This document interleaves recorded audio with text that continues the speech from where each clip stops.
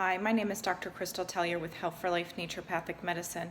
I'm talking today about mold in the home and why we need to be concerned about it. Mold is ubiquitous. However, higher levels inside our living and working spaces can be contributory to a variety of symptoms.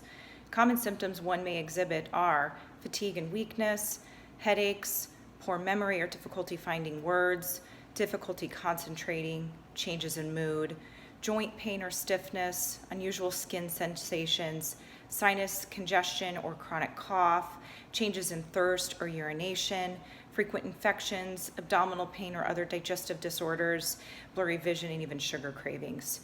Chronic long-term exposure to mold and mycotoxins, which are microscopic toxic chemicals that mold release, have been linked with dementia, immune dysfunction, and even cancer. I want to encourage you to be watchful for mold in the home, and I'm going to start showing you some of the areas that you should pay particular attention to. So some of the areas that you want to pay attention to would be sink units, when we have particular backsplash areas that like to accumulate water back there, as well as just drains that are just chronically wet and have food, which are good food sources for mold. Other areas that you need to think about looking at would be appliances like dishwashers or refrigerator units that have water that come to those units. Sometimes they'll have a low-level leak behind them, and then you have a mold issue that starts to happen in that time frame. I'm going to go ahead and bring you over to where we have our water heater.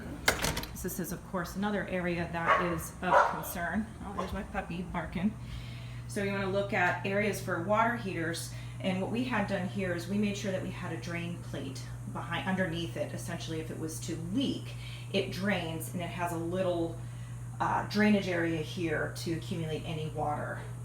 The other would be AC units, and these things unfortunately do have condensation that do accumulate, and so you want to be cautious about that condensation. Is it accumulating in a fashion that's triggering some mold to be growing in those particular settings? You want to be concerned just the same for bathroom sink areas, particularly backsplashes where water's getting around, or if there's leaking in between where the sink units are. And then underneath every cabinet unit, you have all these little pipes. So you want to check to make sure there is no moisture, there's no bubbling that's happening underneath in the wood there, and make sure that nothing is leaking.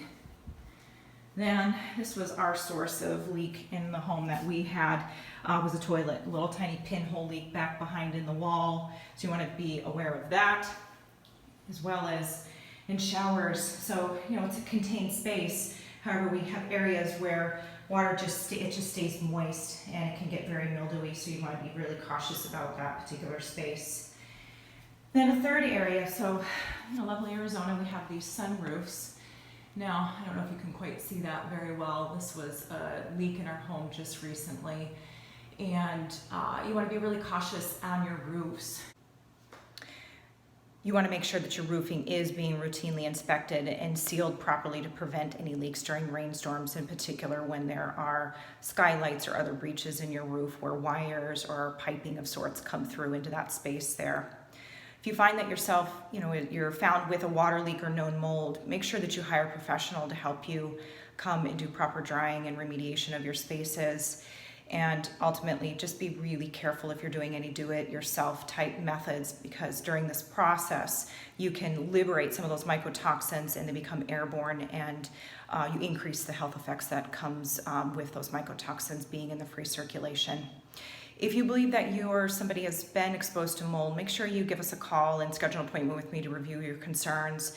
We can navigate through this together on how to evaluate your home, how to have it tested and treated appropriately, and then really help provide you with steps to regain your health. My knowledge really came when my own family was exposed to mold, and so it started the learning journey in a medical professional sense to learn how to appropriately field our home and work environments to make sure we weren't being exposed anymore, but also the steps that it requires to remove mold out of our systems.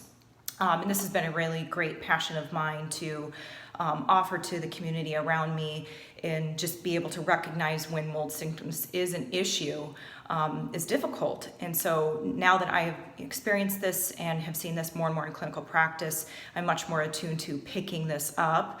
And it's a passion of mine to be able to really guide my families in practice to make sure that they're getting into a really good and healthy place and find wellness after there's been, hardships with this in their life. Give us a call. I'd be more than glad to help guide you on your journey. Thank you and be well.